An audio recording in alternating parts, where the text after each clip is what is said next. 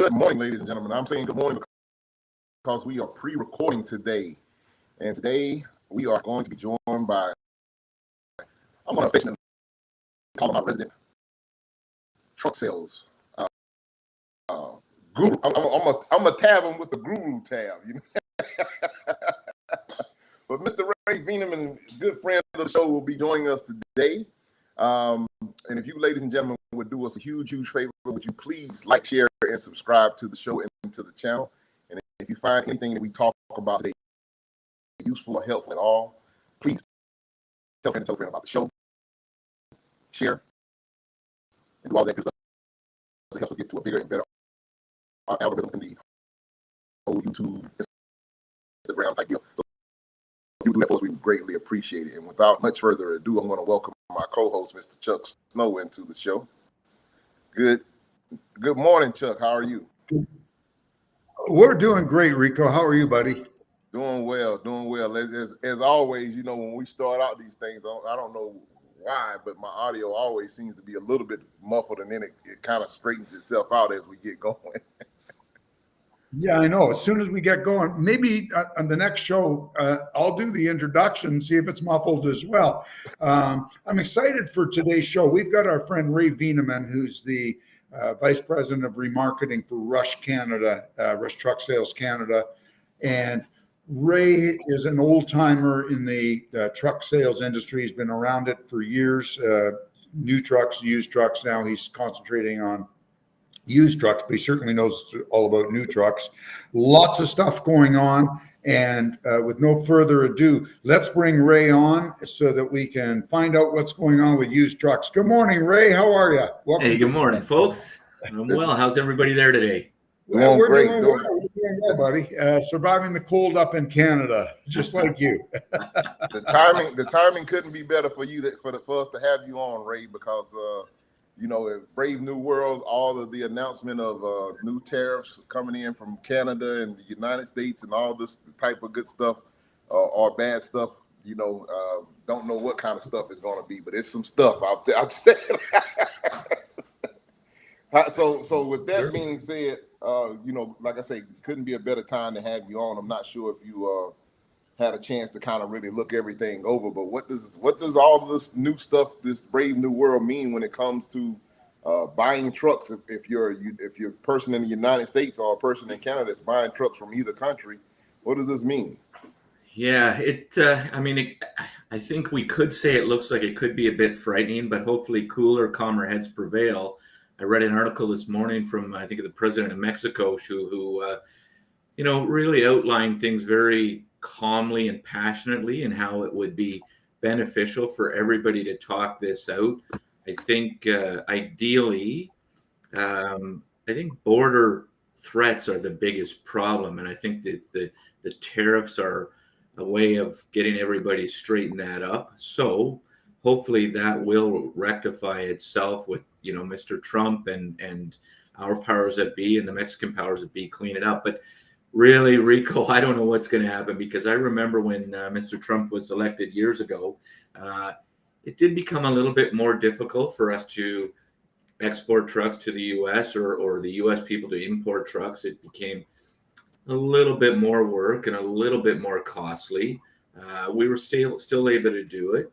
So it'll be interesting. I mean, we talk about tariffs here, and our government is obviously threatening to put tariffs back, and the fear for me, they're going to take all the U.S. alcohol out of the province of Ontario, which there goes my bourbon drinking. So, you know, so the tariffs, you know, although it could be a good thing, it could be a very bad thing, because it's going to cost people money again, and it's going to hit your wallet, it's going to hit my wallet, no matter which way we look at it, and then also make things more difficult to get. So let's hope that they sit down, talk it out, and really get an understanding what the initiative is and why they want to do these tariffs. Because Rico, I don't know if I answered your question properly, because I don't really know what it is. No, I understand everything is fresh and new. So, you know, but I figured while we're here and on the subject and everything jumped out, I figured I might toss it over to you just to see if I you had. do have a question, though, Ray. I have a question regarding,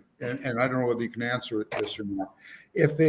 Most of the trucks, the only one I know that's still made in Canada, I believe, is Western Star, maybe out in British Columbia, maybe. I don't even know if they still make them there. And then I believe in Saint Therese, Quebec, there's still a OEM plant belonging to PACCAR, if I'm not mistaken. I believe so. That's correct. Yeah. And I think those are the only two manufacturers left in all of Canada making trucks. Is that correct? They'll assemble some parts of trucks here that will, I think the Isuzus, although they come here pre-manufactured, but they'll assemble parts of them here. I thought we were talking about trucks, Ray, and you brought up. Oh, there you go. Sorry. Yeah, that's correct. Between Mexico and the United States, I mean, that's a big part of it. And absolutely. So let me ask you a question.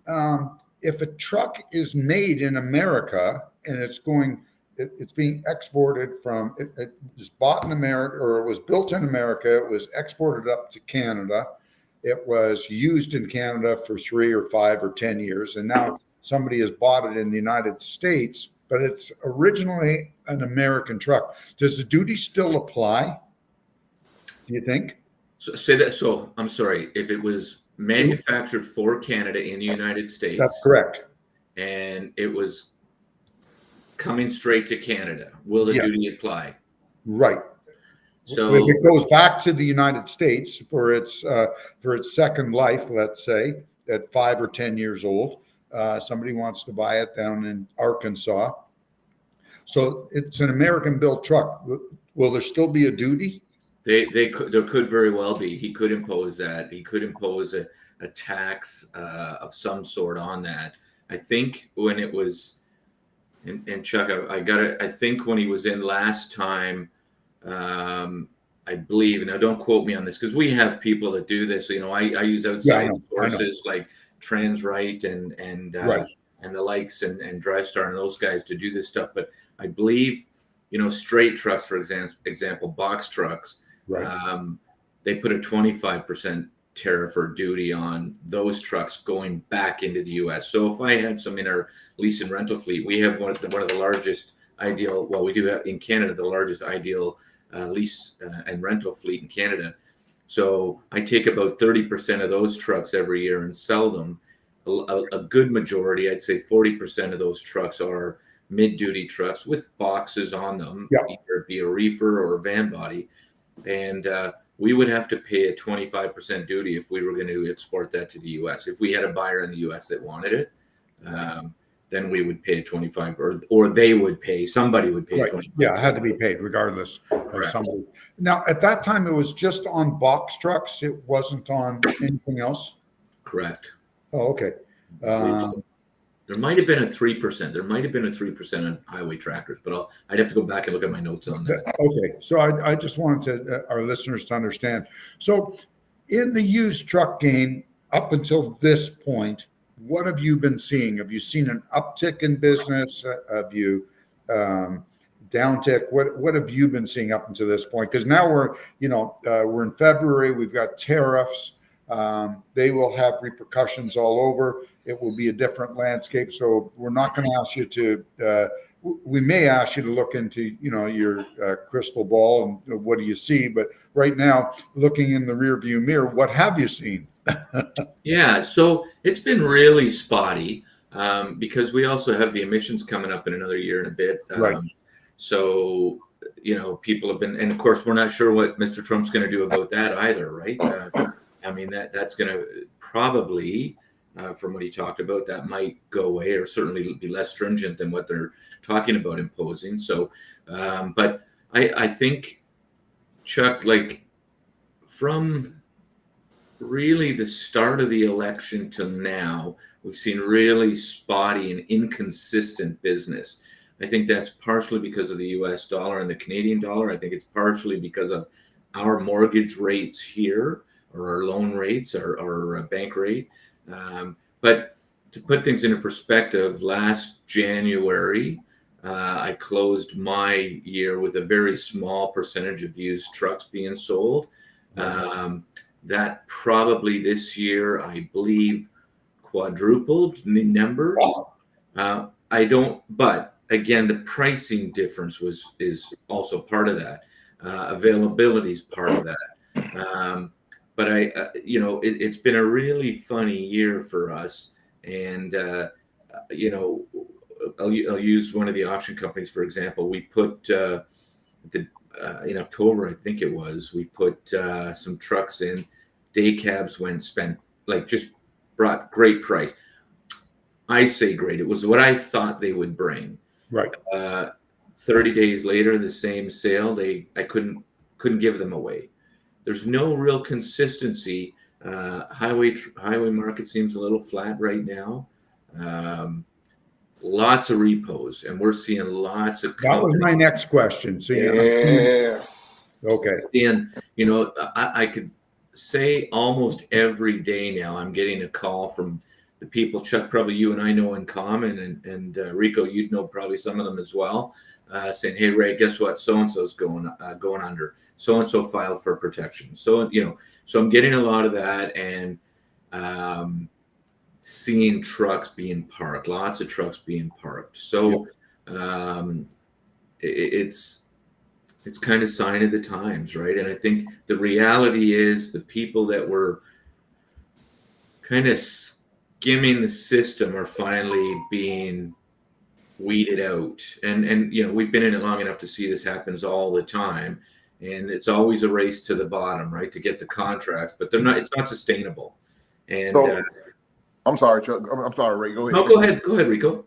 So I was I'm curious, which I think I kind of already know the answer, but this is kind of the result of the astronomical high prices that we saw during COVID and being able to sustain those type of prices, paying the notes on something like that.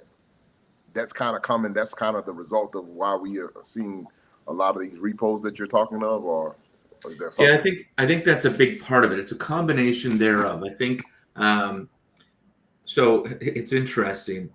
I was out with some friends last night, I guess, also in the trucking business, and it's really interesting how people and the trucking industry is more cyclical than any business I think I've ever seen. Oh yeah. And that COVID rush to get trucks, that false economy, and I think I might have talked about this in one show before, the fear of not being able, people were buying trucks whether they needed them or not, thinking that nobody was going to manufacture them, which all they would have really had to do was maintain the ones they had perhaps a little better. But they were buying trucks that were older than they would normally buy.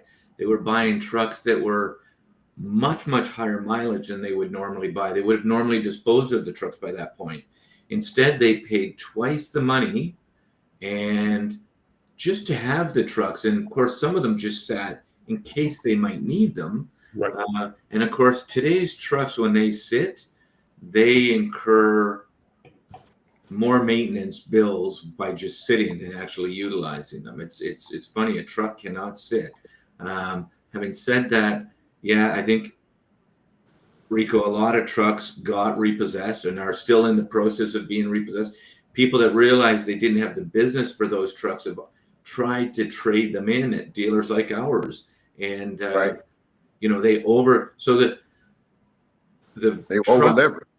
Correct. The truck values are at the level they were prior COVID. Now, truck pricing level is at the level they were prior to COVID. So now the guys that paid twice the amount are now stuck with these trucks and still paying a note on trucks that they can't. So now you see more trucks being stolen. You see more trucks being on fire. You see, there's all of that game too. What I might have said this in the last call, but what amazed me most out of this, and I think the finance companies have learned, because most OEM truck manufacturers don't seem to learn because the people keep changing, right, and greed takes in.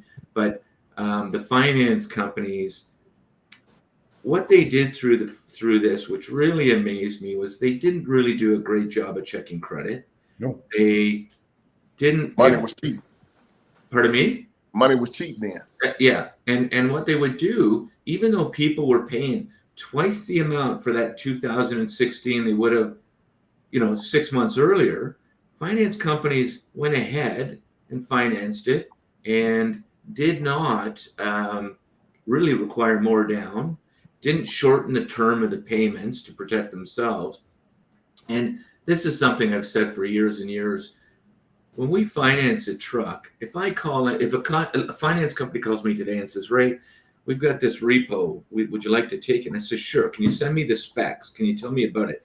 They really don't have that much information about it. So the people that are approving the loans are approving it based on credit and but really not understanding what the equipment is. Right. So I would really like to see the finance companies, they've done a great job cleaning up credit right now because there were so many scammers that were double and triple financing trucks, breaking all the laws. But the finance companies have learned from that and are fixing that. But I'd really love to see them, when they're financing trucks for us, for example, say, please send us the exact detailed specs. Please tell us more about the truck so that when they are repossessed, they actually have a file that they could send and they could actually, if they're repoing it, they could understand, well, it did have a bunk on it, or it did have a dump body on it, or it did have, because quite often those may not be there when they go to repossess them. One thing that, and I'm not sure how much you may have seen it on the level, but one thing that we talked about a little bit here during the pandemic and everything, you had this on social media. You had a bunch of people. Trucking became the it industry. So you had a ton of people on social media, especially selling courses, telling people to get into trucking, and a bunch of people.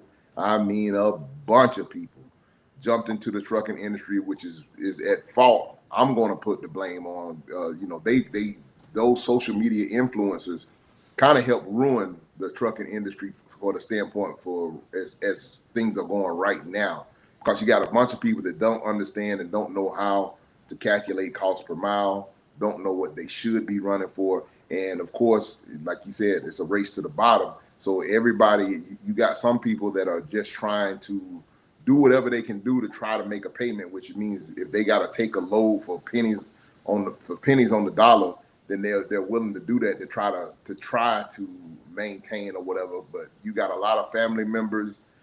This is a big thing going on. I'm not sure how active you are on like the different social medias, but this is a really big thing. You had families pitching in together, going in, buying box trucks, buying trucks, doing all type of stuff. And it's a lot of people that are really going to get hurt or getting hurt by this, because now you have that same influx of people that was telling people to get into the industry. If you're watching different social media, such as the YouTubes and Instagrams and stuff, now you're seeing a bunch of people telling their story on why they're quitting the trucking industry, which kind of comes full circle back around to the repo situation. So I'm not sure how much of that you've seen as far as on your end, but that has been a huge catalyst to the spike and now the decline. That all stems from the head of the snake really is the damn factoring companies. And I'll say that publicly, because that allowed people that had no right to get into business because they had no money to get into business with just first and last month payments and maybe $1,000 or $2,000, and that was it. And they got into used trucks, maybe some of them even new trucks, and away they went trucking and made some money for 6 months, and then they blew their brains out. Well, you had a lot of people. I hear what you're saying, Chuck, and I won't necessarily put it so much on the fact that they may have had something to do with it, but I think you got a lot of people that jumped into the industry that didn't do their due diligence, and they bought a dream. They were willing to be sold a dream, and they bought it. And instead of them really vetting out to see what was really involved in it, they thought it was just as simple as, hey, get the truck, put a driver in the truck, and you're gonna make. There was one guy on social media saying you can make $1 million a year with a box truck. Can we? I'm in. With one is usually single axle. One box truck. With one box truck, you can make $1 million a year with one box truck. So, when people see that and they're like, oh, hell, and of course, these people that were selling these courses and taught them this stuff never had any type of real background in the industry. And you could, and if anyone with any amount of wherewithal that's been seasoned in this industry, hell, it had some of the stuff had me scratching my head. I'm like, damn, what am I doing wrong? I've been in this game for a little bit of time. I mean, I'm not quite as long in the tooth as Chuck is, but hell, I've been around for a minute, and some of this stuff was blowing my mind.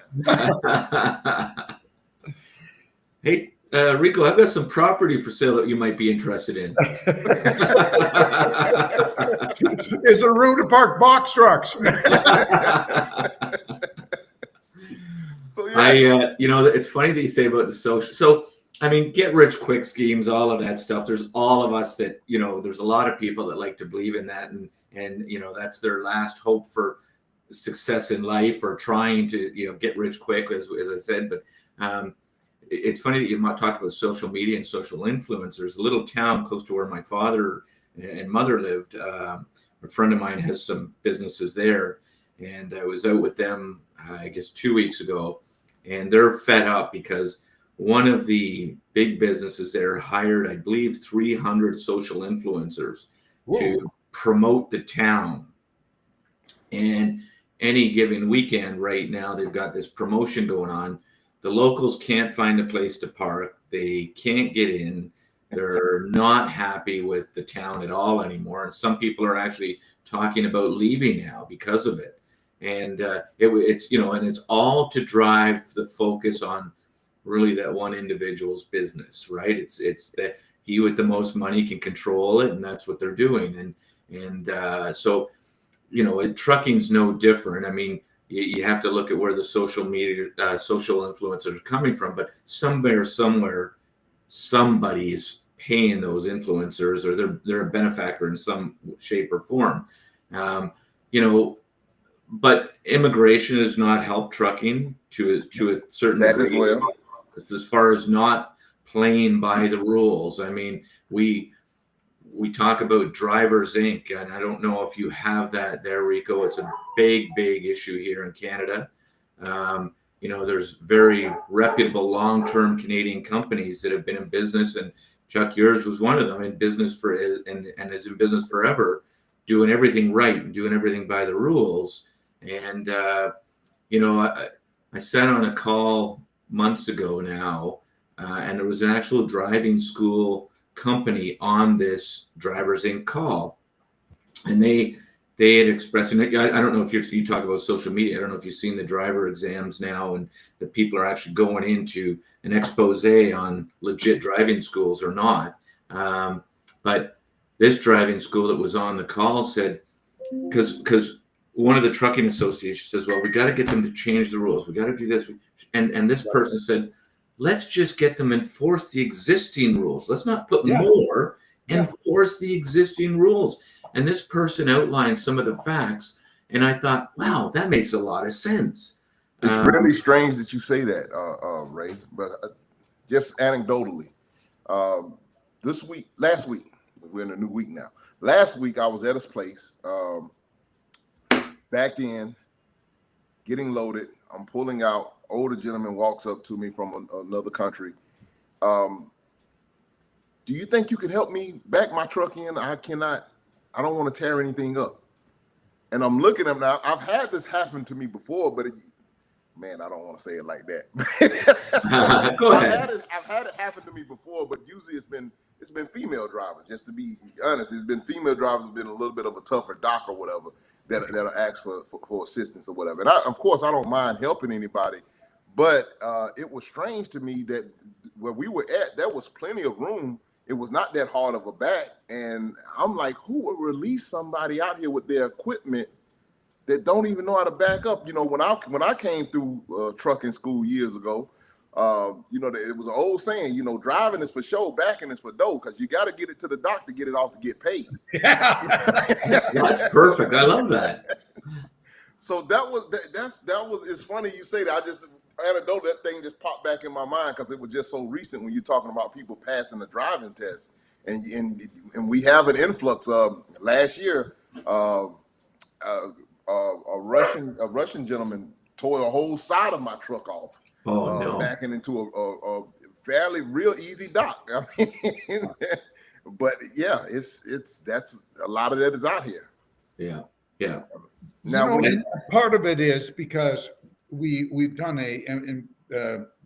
we've really done a horrible job with our industry. We have Walmartized it. Pardon my no disrespect to Walmart, but trucking, when I got into it, which is 51 years ago now almost, it was a coveted job. And it was not an easy job to get. You could make good money, but you had to work hard to get into it. You had to work, or think hard. You had to, it didn't just come to you. Today, what we've done, and the trucking industry historically, as we all know, is dependent upon farm boys as their first choice for drivers. And of course, we've run out of farm boys in North America because the family farm has changed. It's not 100 or even 500 acre farms anymore. They're 10,000 acres, which are multinationals. And what we've done is we've had to bring in people from other countries, and we teach them how to pass the test. We don't teach them how to drive. Right, exactly. Teach them for the test. They're competent at passing the test. They can do that. Mind you, I don't know what it's like where you live, Rico, but here, even the testing, if I am not mistaken, some of it has been privatized. It is. So my understanding is because it's privatized, we don't have the standard that we did, 25, 30 years ago when the government guys would test you, and they were tough, and you wouldn't dare to even try to buy those guys. They'd call the police on you immediately.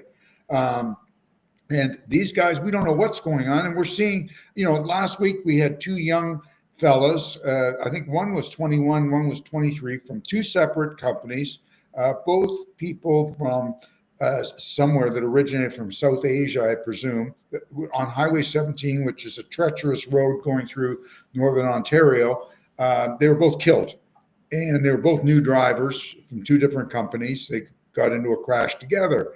And it all stems from this because these poor guys come here from other countries. They're here to feed their families. They're not doing anything wrong, but they're not trained properly. You put them up into some of the harshest conditions in the world, which is 180 degrees different from where they come from.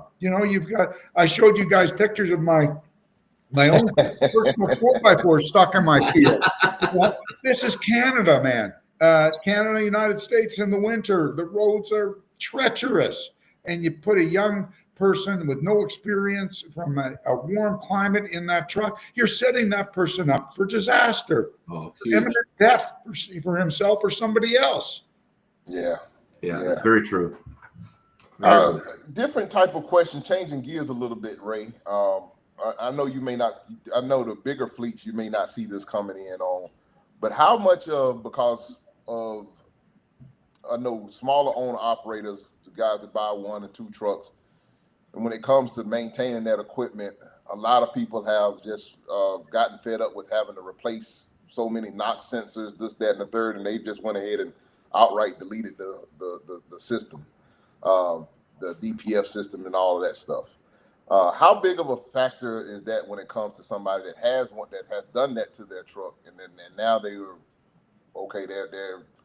wanting to try to trade that truck in or do something else or get a newer truck or upgrade?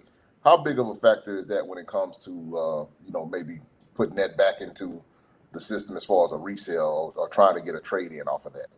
Sure. Well, understand it's illegal, so we can't touch those trucks, or we have to report those trucks. I haven't seen very many, and remember, we're Rush Truck Centers. We're part of a very big family, and we're a public company, so we do what's supposed to be right. Right.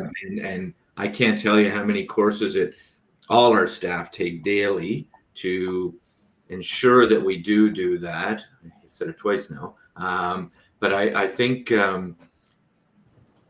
trucks that go through Ritchie Brothers auctions, for example, you are supposed to notify the auction if that's deleted if the emissions is deleted. And then there's only, I think, one, maybe two provinces in Canada that are allowed to actually physically bid on it. BC and Alberta, you're correct. You can delete them there. No other, and they're real strict in Ontario. If they find you at the scale that you've deleted your truck, I believe the truck is confiscated and towed. It goes to truck jail, and you figure out how to put all the equipment back in. And the cost to do that, Rico, when it's deleted, is unbelievable. It's to put that stuff back in. So it's one of those.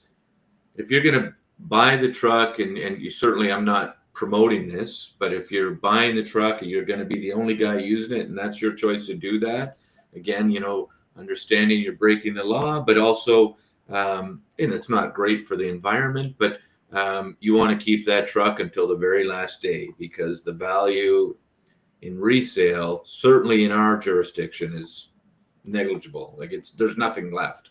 I do see them going through auction house, different auctions down here. I do see them, and sometimes those are kind of some of the more desirable trucks, I guess, at the auction or whatever, depending upon if I don't know, depending on who's doing the bidding, I guess. Yeah, exactly. But you can't sell those things in you would never sell that truck in California or New York, and there's a whole bunch of other states where you couldn't put that truck even in an auction. I don't think you couldn't use it. I know that here, the story I heard is if you bring your Freightliner into a Freightliner, you're stuck somewhere in the West, and your truck's acting up, and you've deleted it. Freightliner, just like Rush Truck Centers, they will report it, and you're screwed. Of course, your warranty is null and void. And well, I mean, at that point, if you're doing a delete, I don't think you're going to have any warranty anymore. I don't think so either. Oh no, you definitely don't. But you can't even get it serviced at a dealership, and sometimes that's the only place you can go to for certain things. So I think you're boxing yourself in the corner. Now, I did hear a rumor last week, and this is just a rumor, I don't want to spread it, that under the Trump administration, they're going to allow for pulling all that stuff out. I don't know how true that is. Yeah, I wouldn't be surprised if you have a major rollback when it comes to EPA, the different thing. I wouldn't be surprised at all if that were to actually take place, because Ray was making mention earlier about emission standards and things of that nature that are coming down the pipe. So I'm not sure that I can't look into the crystal ball on that one. Yeah, it would certainly make, and I know I can tell you personally the difference between the old trucks and the new trucks. When I take those old trucks I have up at the other shop and I fire them up just to get them running, even with the doors open, that air, my God, it is so filthy. You forget. And then, you take a new truck and you start it. My God, you can stick your nose right in the exhaust. And that air is, you're breathing fresher air than what you were breathing before. The more trucks help keep your blood pumping, Chuck.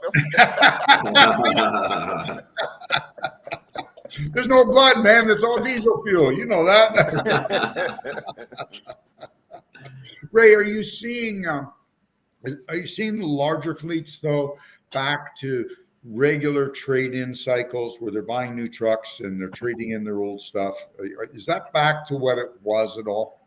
Yeah, I'd say our bigger fleets really, none of the only thing that impacted them from doing that or prevented them from doing that was really the ability to get trucks from the OEMs. Right. And of course now there's no allotment anymore, and trucks are fairly readily available. So the normal fleets are still doing that, because all in all, they've been in business forever. They have the magic numbers that they know when they should trade at what mileage, and they know they've done such a great job of recording their maintenance and keep analyzing their statistics and their numbers. So they know that keeping a truck past a certain time, and especially past a certain time, Yeah. becomes counterproductive. So you're better off paying, perhaps making the payments, having a newer vehicle, less downtime, less maintenance and repairs, and of course then they've got warranty for the next few years. But you know, because they got owner operators in, it makes a difference. You know, if it's just Rico or Chuck buying one truck, well, you could probably keep it forever because you guys are the guys in it. You're the ones taking care of it while you're driving. But when they're slip seating or they're having owner operators, and of course, drivers seem to be changing companies pretty rapidly as well. So they don't have that personal attention to the vehicle that you and I would of our own vehicles. Yeah, and they do extend, and I know they do it well, but I know that there's a big thing now to extend oil changes and things like that a lot more than before. Yeah. Because the oil, they're using different grades of oil, they're using synthetics and everything else, where I think a single owner operator is more diligent about changing oil more frequently and not maybe using the same oil because they're willing to get underneath the truck or have someone get underneath it once a month or so just to make sure everything is good or more frequently. Certainly, I'm sorry, go ahead, Chuck. Certainly if their intent is on keeping the truck. The owner operators are funny, right? If they're not going to keep the truck, maintenance kind of falls by the wayside. That's you know, that's not even a cost of doing business. That's just a nuisance. Right. So Ray, you helped us get a gentleman on the show a little while back, talking about the new engines that were coming out for the international trucks. Yep. Have how many of those have actually hit the road now, and what are the returns or what's the prognosis so far on those?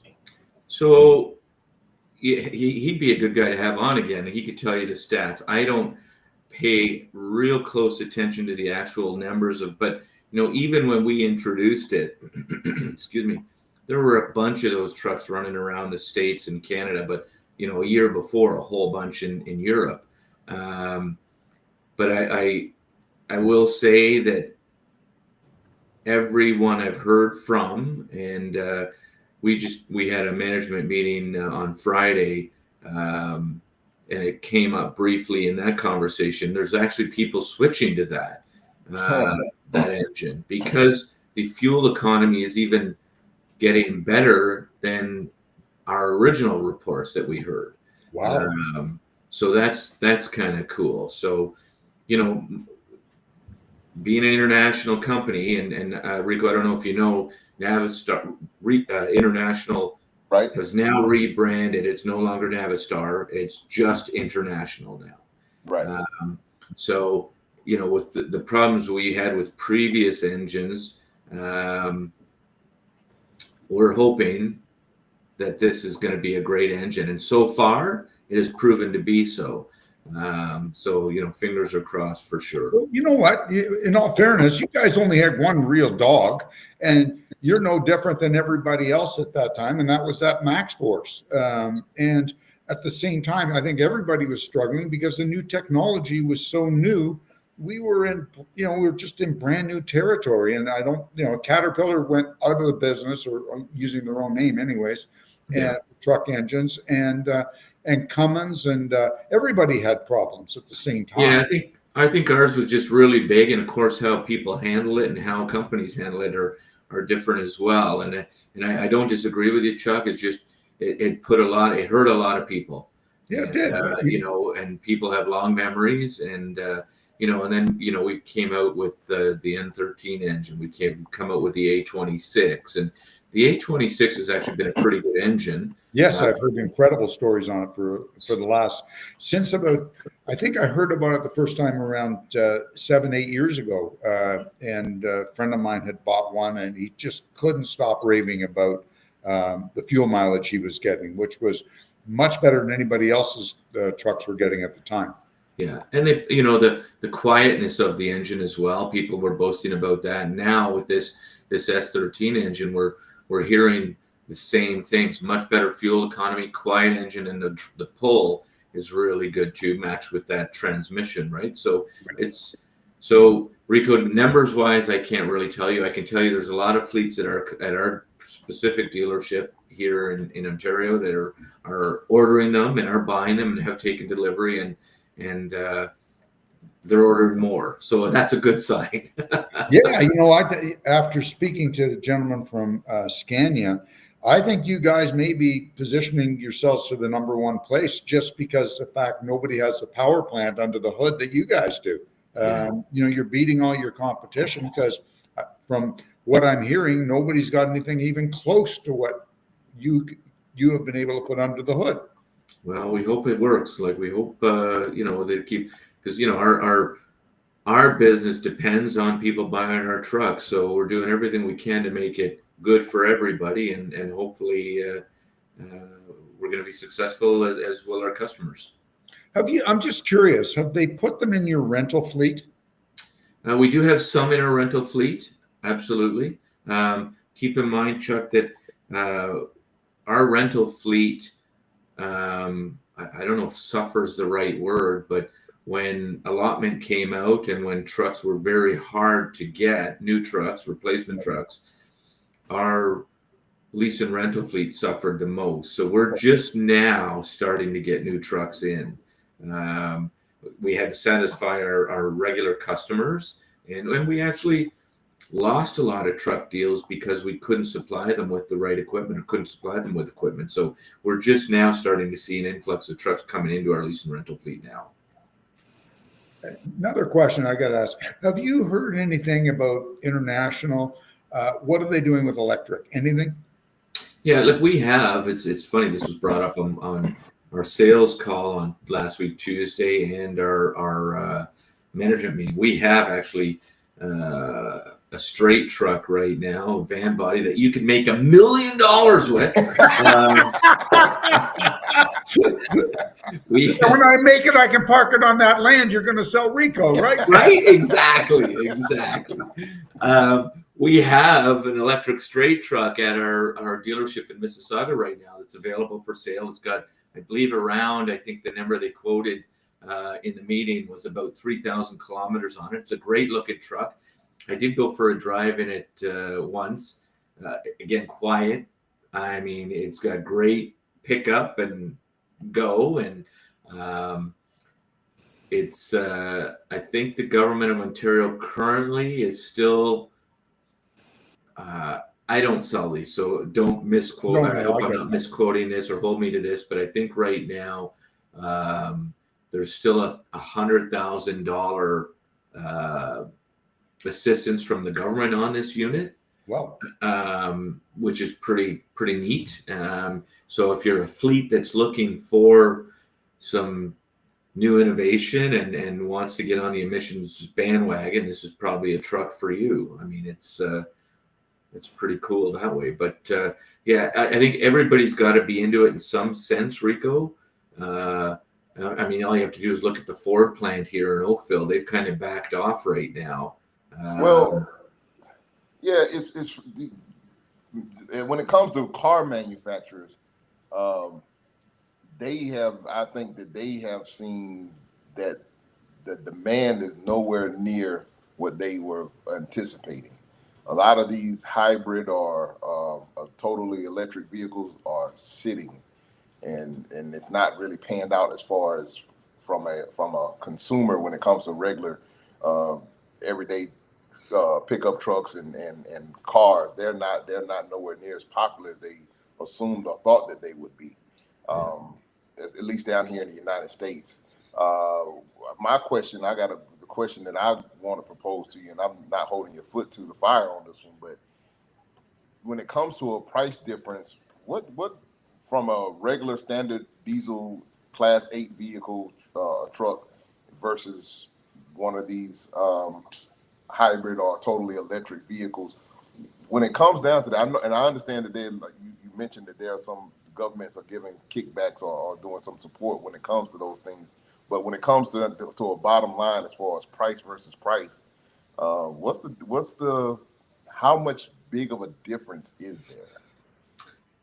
It's big. There's no question it's big. I believe this one would be about 140 grand more. If I'm just kind of going off what I think. I think it's around 140 or 150 grand more. But then you get the assistance from the government. The other thing you have to remember with these, and listen, I'm not one to promote EVs, Right. car or otherwise, because I'm old school and I like the smell of that fuel that you referenced earlier, Chuck, um, and I like the sound. I like all of that. And Chuck knows my son had an EV, and it was pretty cool, and he loved it and loves it. And but there's things that we don't consider about EVs that I guess I should consider more. Is maintenance is much less. Yes, it's not. Maintenance is much less. Yes. Like when I look at the whole EV thing, and I clearly don't know enough about it, but it goes against every kind of dealer principle you could think of, because your parts Right. sales are going to be less, your maintenance is going to be less, all of that stuff. It just seems counterintuitive to me. But then I might have said this to you before. A friend of mine owns a Ford car dealership, and he had said to me, this was probably 2 years ago now, maybe 3 even. He said that all the people that were buying EVs that he was selling EVs to, and that they had money and it was cool to buy an EV.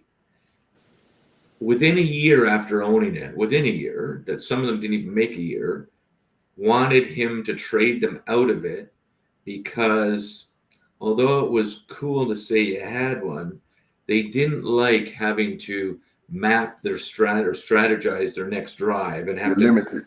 where am I going to plug in? It became too much work. Yeah. Mentally. And so someone like me I get battery anxiety on my cell phone, and, right now it says we're speaking, it's plugged in. I could never own an EV until someone tells me I have to. I just can't do it. And I drove by an EV charging station coming back from Toronto my days are all screwed up, Friday night. And it was packed. And it's not like you're waiting 3 minutes for a guy to fill up. Right. And that's the other big thing is, with them, and that's why I personally believe that there are going to be some rollbacks when it comes to the different EPA standards or whatever, or the emission standards, because we just really don't even have the infrastructure in place to even support such things. And then, of course, when it comes to our industry, the trucking industry, I really would love to know how some of those things performed over this last little winter blast that we've had. Yeah, they don't. We all know that batteries don't do well when you get into real cold. And a friend of mine who was in the trucking business, who was a new adopter, I remember he was so proud. This is about 10 years ago. He had bought 2 Teslas, and very wealthy fellow. And he would drive. He drove Uber part-time just so he could give people a ride in his Tesla, because he liked it so much. And he was telling me, when he was driving it from Red Deer, Alberta to Florida, but the first year he did it, he had to drive all the way towards Seattle and down in order to find enough charging stations. So he went way out of his way. He went at least 2,000 miles out of his way to be able to drive this SUV. The other problem he found, and he was very honest, he said, you get into some rain, you get into some cold, you get into darkness, and you got your lights on, you got your windshield washer on, you got your heater on, you have your defroster on, you don't go very far. And that was an issue. I did see the other day, I was heading to Toronto, and there was a flatbed truck, specially designed flatbed, and it had 3 parcel curbside delivery vans. I think they were headed to Amazon, maybe the post office. They were all electric. Now that is the perfect opportunity for those trucks. I couldn't ask for a better application. They work about 10 or 12 hours a day, maybe, and that's it. And then they get charged, and they don't go very far. They probably do 20, 30 miles a day, and they go to suburbs and communities, and they go from house to house. Milkmen, well, they don't have them anymore, but milkmen, when I was a kid, they used to go from house to house. Horse and buggy. Yeah, well, you know what, guys? I'll tell you how old I am. When I was really young, I remember having our milk dealer with a horse and wagon. But you're right, Chuck. Like even that straight truck that I was just telling you about at our place, it makes perfect sense for that truck. Yeah. Because it's going at at night it's going back. You plug it in, and all day you can drive with it, and then park it back at the shop at night and plug it in again. It makes perfect sense. But I did hear, and I've heard her speak a couple of times. There's a really sharp woman that works as the fleet manager for one of the California-based breweries, and she runs some. And of course, being domiciled in California and being part of a big brewery, they are really under the gun with carbon footprint. And she's running some, and she uses them for local deliveries, and she uses them for running about a 300-mile radius, like from one terminal to another. When they get to the terminal 300 miles away, they're parked for 10 or 12 hours while they charge. Well, and she even said herself, now I've got a truck that instead of getting that second kick of the can and loading that truck back immediately, it's got to wait 12 hours. So you've got a $200,000 or $300,000 asset that's not being utilized. Yeah, you're saving on fuel, and the little fishies and the birdies can all breathe clean air. But at what cost? You've got an asset sitting being used half the time. Yeah. So, that's the other difficulty. I think what they have to do, the easiest way to do this is have batteries on these trucks where you can go to a truck stop and somebody with basically a tow motor or lift truck takes them off, puts a new one, charged battery on, and away you go, just like filling up diesel fuel. Then it would work. Man, I tell you what, I'm looking up at the time. We just don't blew straight through our hour. We always, it's always a blast to get you on, Ray, to talk a little shop and talk a little trucks. But before we get out of here completely, would love for you to, like I say, we know we're living in interesting times, as we said earlier. But please, by all means, tell people where they can find you, how they can get in contact with you, and how you may be able to still, even though we're in interesting times, how you may be able to still provide them with the service and help them with any needs they may have when it comes to buying equipment. Well, absolutely. So you'll see my name on the screen there. Probably the easiest way to get me is email, and I perhaps should put it on there. It's I'll give you my personal email because it's just that much easier. It's Ray, as you see on the screen, .Veeneman, Veeneman. Ray at Veeneman.ca. Ray at Veeneman.ca, and my cell is 416-816-5239. And keep in mind, you can call me for anything because, as you see, just the three of us here, it's all networking. It's we just know a lot of people. We don't have to sell you anything. Here to help. We're all of the, well, Rico's not, but Chuck and I are all of the age that we're just in it to meet more people and help if we can. So I'm trying to get to that club. Well, you know what? I do need to tell our listeners, I have bought several trucks from Ray through the years, and I have introduced Ray to several American buyers who were thrilled with the price, the quality of the truck, the service of the delivery Ray was able to arrange. And that's why I really like having Ray on the show, because we're trying to make our listeners' lives easier and better. And Ray is certainly able to help if you need a good secondhand truck that doesn't have a lot of miles or a lot of years on it. Ray's always got great inventory. Even when things were really lousy and there wasn't a lot of inventory in used trucks, we were still able to get used trucks through Ray, which we always appreciated. Thank you, Chuck. Thank you. No, thank you so much for joining us. This show is being pre-recorded because when you hear this show, I will be on the other side of the earth in Australia, where I'll be speaking to an Australian trucking association on the 15th. And I got to acclimate myself for a few days. So I'm going to be going a little bit early. Very good. Well, have a great trip, and we'll look forward to chatting with both you guys, with Chuck, when you're back. Well, thank you so much for joining us, Ray. Always a pleasure. Again, ladies and gentlemen, please mark like if you could. We need help on that. We're not going to kid about that. Ray, thanks again.